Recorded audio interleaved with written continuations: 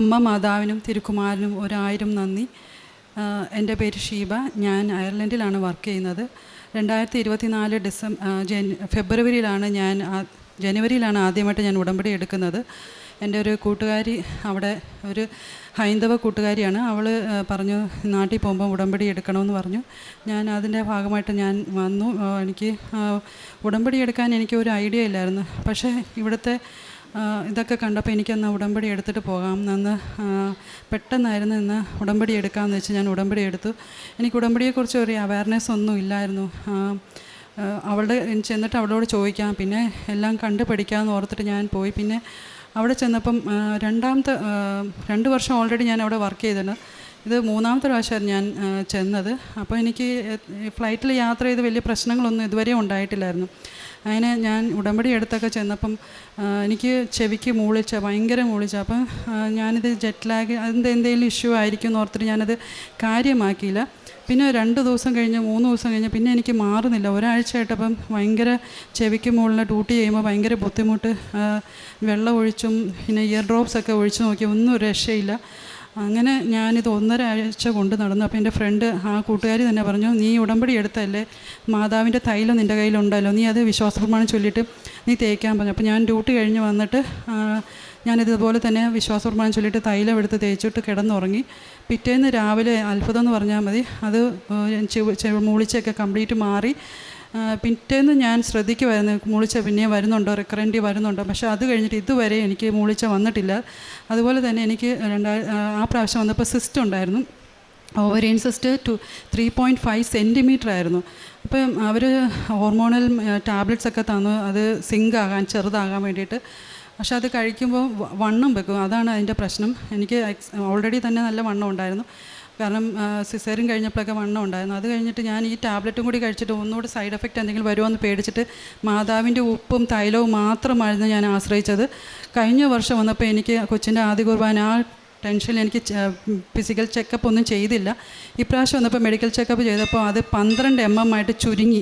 വേറെ ഒരു മരുന്നും ഞാൻ കഴിച്ചില്ല, മാതാവിൻ്റെ എണ്ണയും ഉപ്പും മാത്രമായിരുന്നു ഞാൻ പരിശുദ്ധ മാതാവിനോട് പ്രാർത്ഥിച്ചിട്ട് ഞാൻ തേക്കുമായിരുന്നു. അപ്പോൾ അവർ തന്നെ പറഞ്ഞു, നല്ലോണം ശൃംഗമായിട്ടുണ്ട്, ഈ മരുന്നൊന്നും കഴിക്കണ്ട, അത് ചെറിയ കുരുക്കളായിട്ടാണ് ഇപ്പോൾ ഇരിക്കുന്നത്, അങ്ങനെ പറഞ്ഞു. അതുപോലെ തന്നെ എനിക്ക് ഒരു ജോലി, അതായത് ഞാൻ പ്രൈവറ്റ് നഴ്സിംഗ് ഹോമിലായിരുന്നു ജോലി ചെയ്തത്. അവിടെ നിന്ന് എനിക്ക് 2024 ഗവൺമെൻറ്റിൽ ഹോസ്പിറ്റലിൽ ജോലി കിട്ടി. അപ്പം ഞാനത് ഫെബ്രുവരിയിൽ എൻ്റെ വർക്ക് പെർമിറ്റ് വിസ എല്ലാം കംപ്ലീറ്റ്ലി പഴയ നഴ്സിംഗ് ഹോമായിട്ട് കോൺട്രാക്റ്റ് എല്ലാം തീർത്തിട്ട് പുതിയത് അവർ ഫെബ്രുവരിയിൽ അപ്ലൈ ചെയ്ത സമയത്ത് എനിക്ക് വലിയ പ്രശ്നങ്ങളൊന്നുമില്ലായിരുന്നു. പക്ഷേ ഫെബ്രുവരിയിൽ എന്തോ പേപ്പേഴ്സൊക്കെ എന്തൊക്കെയോ പ്രൊസീജിയേഴ്സൊക്കെ അവരുടെ കയ്യിലില്ലായിരുന്നു. അതിൻ്റെ പേരിൽ എൻ്റെ വർക്ക് പെർമിറ്റ് റിജക്റ്റായി. അങ്ങനെ അവർ അപ്പീലിന് പോയി. അങ്ങനെ 3 പ്രാവശ്യം അപ്പീലിന് പോയി. അങ്ങനെ ഏപ്രിലിൽ കംപ്ലീറ്റ്ലി ഓൾറെഡി എൻ്റെ ഫെബ്രുവരിയിൽ എൻ്റെ വിസ എല്ലാം എക്സ്പയറി ആയത് കാരണം അവരുടെ പുതിയ എംപ്ലോയറിൻ്റെ പ്രൊസീജിയേഴ്സ് പേപ്പേഴ്സ് വെച്ച് എനിക്ക് ജോലി കിട്ടാൻ സാധ്യതയുണ്ടെന്ന് കാണിച്ച് അവരൊരു എക്സ്റ്റൻഷൻ കിട്ടി, എനിക്ക് വിസ എക്സ്റ്റൻഷൻ കിട്ടി 4 മാസത്തേക്ക്. അങ്ങനെ ആ വിസ എക്സ്റ്റൻഷനും തീരാറായി. ആ സമയമായിരുന്നു. ഇപ്പം ഏപ്രിലിൽ കംപ്ലീറ്റ്ലി അവർ പറഞ്ഞു ഇത് കിട്ടത്തില്ല, നീ വേറെ എവിടെയെങ്കിലും ജോലി നോക്കിക്കോളാൻ പറഞ്ഞു. അങ്ങനെ ഞാൻ ആകെ തകർന്നു പോയി. പിന്നെ പ്രൈവറ്റ് വേറെ നഴ്സിംഗ് ഹോമിലൊക്കെ ഞാൻ അപ്ലൈ ചെയ്തു. 2-3 സ്ഥാപനങ്ങളിൽ കിട്ടും, പക്ഷേ അവസാന നിമിഷം എന്തെങ്കിലുമൊക്കെ കാരണം പറഞ്ഞാൽ അത് കിട്ടാതെ പോകും. അവസാനം ഒരു നഴ്സിംഗ് ഹോമിൽ എനിക്ക് കിട്ടി. അങ്ങനെ ഞാൻ അതിൻ്റെ ഓഫർ ലെറ്ററുമായിട്ട് ഞാൻ ഇങ്ങനെ ഇരിക്കുന്നു. അപ്പോൾ എന്നോട് പറഞ്ഞു, നമ്മുടെ അപ്ലൈ ചെയ്ത ഒരു മലയാളിയായിരുന്നു HR പുള്ളി. ആ പുള്ളി പറഞ്ഞു, ഷീബ, നിനക്ക് നിൻ്റെ സൈഡിൽ വിസ ഉണ്ട്, പക്ഷേ ഞങ്ങളുടെ ഇവിടുത്തെ പേപ്പർ, ഞങ്ങളുടെ നഴ്സിംഗ് ഹോമിൻ്റെ വാലിഡിറ്റി എല്ലാ 3 മാസം കൂടുമ്പോൾ അവർ ഫോറിൻ സ്റ്റാഫിനെ എടുക്കുമ്പോൾ ഒരു പേപ്പർ കാണിക്കണം, അത് എക്സ്പയറി ആയിപ്പോയി. അങ്ങനെ അവിടെയും ജോലി എനിക്ക് ഇല്ലാതായി. അപ്പോൾ ഞാൻ നേരെ ഓർത്ത് വെച്ചാൽ നമുക്ക് തിരിച്ചു പോകാം. അപ്പോൾ എൻ്റെ ഫ്രണ്ട്സ് എല്ലാം പറഞ്ഞു, നീ ഒന്നുകൂടെ വിസ എക്സ്റ്റൻഷൻ അപ്ലൈ ചെയ്യാൻ പറഞ്ഞു. അങ്ങനെ ഞാൻ ജൂണിൽ അപ്ലൈ ചെയ്തു. എൻ്റെ വിസ നീളും തോറും എനിക്ക് പ്രതീക്ഷ പോയി. ആ സമയങ്ങളിൽ ഞാൻ എന്ത് ചെയ്തു, പള്ളിയിൽ പോയി. അപ്പോൾ ശരിക്കും ഉടമ്പടിയെക്കുറിച്ച് ഞാൻ അങ്ങ് നല്ലോണം പഠിക്കുകയും അതിനെക്കുറിച്ച് ആഴത്തിൽ മനസ്സിലാക്കുകയും ചെയ്ത് പ്രാർത്ഥനയിലും അതുപോലെ തന്നെ ജപമാലയും കൊന്തയും കുർബാനയൊക്കെ മുടങ്ങാതെ പോവുകയും പിന്നെ കാരുണ്യ പ്രവൃത്തികളൊക്കെ നാട്ടിൽ പൈസ അയച്ചു കൊടുക്കുകയും, കാരണം അവിടെ നമുക്ക് എല്ലാത്തിനും ഒരു ലിമിറ്റേഷനുണ്ട് നമുക്ക് കാരുണ്യ പ്രവൃത്തി ചെയ്യാനായിട്ട്. അങ്ങനെ ഞാൻ നാട്ടിൽ പൈസ അയച്ചു കൊടുക്കും. വൃദ്ധസദനങ്ങൾക്ക് പൈസ ഫുഡ് വാങ്ങിക്കാനും അങ്ങനെയൊക്കെ പൈസ അയച്ചു കൊടുത്തായിരുന്നു. പിന്നെ ഫേസ്ബുക്കിലൊക്കെ ഒത്തിരി പേഷ്യൻസിൻ്റെയൊക്കെ കാര്യങ്ങൾ കാണുമ്പോൾ അവരുടെ അക്കൗണ്ടിലോട്ട് പൈസ എന്നെക്കൊണ്ട് പറ്റുന്ന രീതിയിൽ ഞാൻ അയക്കുമായിരുന്നു. അങ്ങനെ 5 മാസം ഞാൻ അവിടെ ജോലിയില്ലാതിരുന്നു. പക്ഷേ ഞാനൊരു കാര്യം പറയട്ടെ, ഞാൻ പ്രൈവറ്റ് നഴ്സിംഗ് ഹോമിൽ വർക്ക് ചെയ്തപ്പോൾ എനിക്ക് ഭയങ്കര സ്ട്രെസ്സും ആൻസൈറ്റിയും പാൽപിറ്റേഷനൊക്കെ ഉണ്ടായിരുന്നു. ജോലിയുണ്ട്, നല്ല ശമ്പളമുണ്ട്, എന്നിട്ടും എനിക്കറിയത്തില്ല എന്താ കാരണം എന്ന് അറിഞ്ഞൂടാ. ചില സമയങ്ങളിൽ നൈറ്റ് ഡ്യൂട്ടിയുടെ സമയത്തൊക്കെ എനിക്ക് ഭയങ്കര പേടിയും ആൻസൈറ്റിയൊക്കെ ആയിരുന്നു.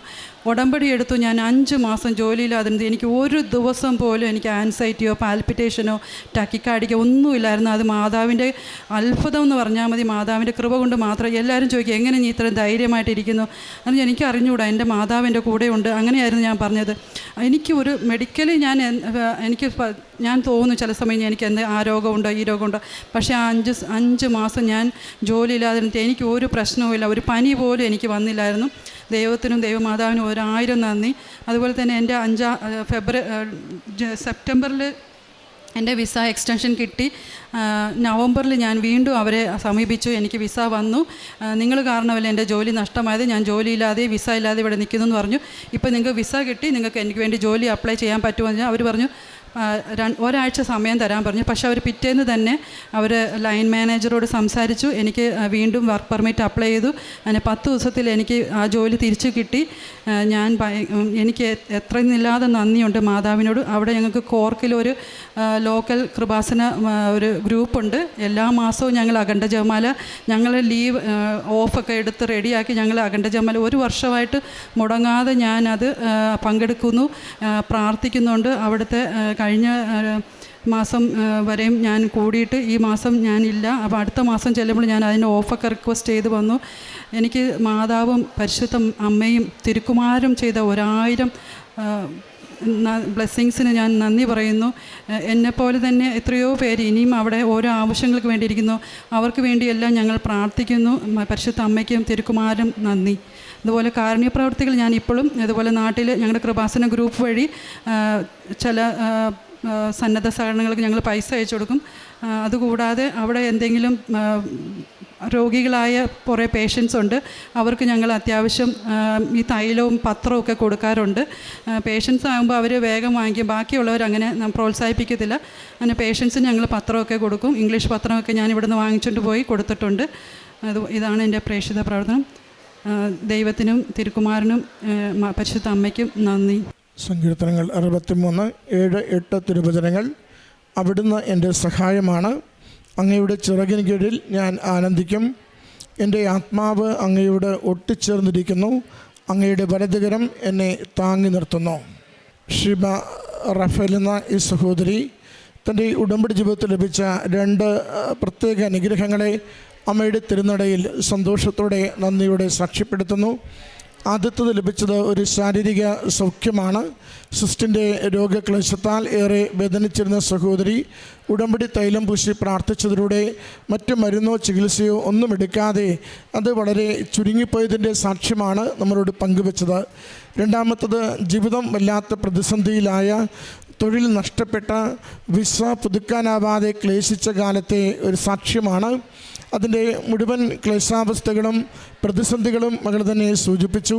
എന്നാൽ ഉടമ്പടിയെ കൂടുതൽ അടുത്തറിഞ്ഞ് അമ്മയിൽ കൂടുതൽ ആഴപ്പെട്ട് വിശ്വസിച്ച് എല്ലാ തൻ്റേതല്ലാത്ത കാരണത്താൽ വന്നു ചേർന്നിരിക്കുന്ന എല്ലാ തടസ്സങ്ങളെയും പ്രതിസന്ധികളെയും അമ്മയുടെ കരങ്ങളിലേക്ക് ഏൽപ്പിച്ചു കൊടുത്തുകൊണ്ട് പുതിയൊരു വഴി തുറക്കുന്നതിന് വിദേശത്തുള്ള ജീവിതവും ജോലിയും സുരക്ഷിതമാകുന്നതിന് വേണ്ടി മകൾ ആഗ്രഹത്തോടുകൂടി അമ്മയിൽ ശരണപ്പെട്ട് പ്രാർത്ഥിച്ച നാളുകളിൽ മകൾക്ക് അത്ഭുതകരമായി വിസ നീട്ടിക്കിട്ടിക്കൊണ്ടിരിക്കുകയും സുരക്ഷിതമായ ജോലി കണ്ടെത്തുവാൻ പറ്റുന്ന വിധം ആ ഇടത്തിൽ കെയർ ഹോമിൽ ഒത്തിരി ഇഷ്യൂസ്, അവരുടെ ലൈസൻസ് സംബന്ധിച്ച് പ്രശ്നങ്ങൾ ഉണ്ടായിട്ട് കൂടി അത് മാറിക്കൊണ്ട് മകൾക്ക് ജോലിയിലേക്ക് പ്രവേശിക്കുവാനുള്ള വഴികൾ സുഗമമായി ലഭിച്ചതിനെയാണ് ഈ അൾത്താരയിൽ സാക്ഷ്യപ്പെടുത്തുന്നത്.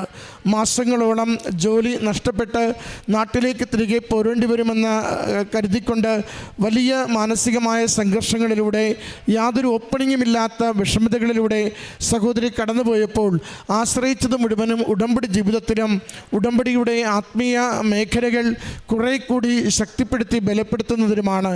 അമ്മയോട് ചേർന്നുള്ള യാത്ര നമുക്ക് അസാധ്യമെന്ന് കൺമുമ്പിൽ തോന്നുന്നവയ്ക്ക് പോലും പുതിയ സാധ്യതകൾ തുറന്നു തരുവാൻ ഈശോ നമ്മളെ സഹായിക്കുകയും ജീവിതം ശുഭകരമാക്കുകയും ഭാരങ്ങൾ ലഘൂകരിച്ച് ജീവിത വിഷയങ്ങൾക്ക് മേൽ നല്ല തീരുമാനങ്ങൾക്കുള്ള വഴികൾ അമ്മ ഈശോയിലൂടെ നമുക്ക് തുറന്നു തരികയും ചെയ്യുന്നു.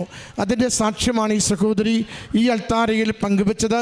ഈ സഹോദരിക്കും കുടുംബത്തിനും ലഭിച്ച എല്ലാ അനുഗ്രഹങ്ങൾക്കും അമ്മ മാതാവിനും തിരുക്കുമാരനും നന്ദി പറഞ്ഞുകൊണ്ട് ഈ സാക്ഷ്യം ദൈവസന്നിധിയിൽ സമർപ്പിച്ച് കരങ്ങളടിച്ച് നമുക്ക് ദൈവത്തിന് നന്ദിയായി ഇത് സമർപ്പിക്കാം. അത്യപൂർവ ദൈവാനുഭവങ്ങൾ ഇനി നിങ്ങൾക്കും സ്വന്തം.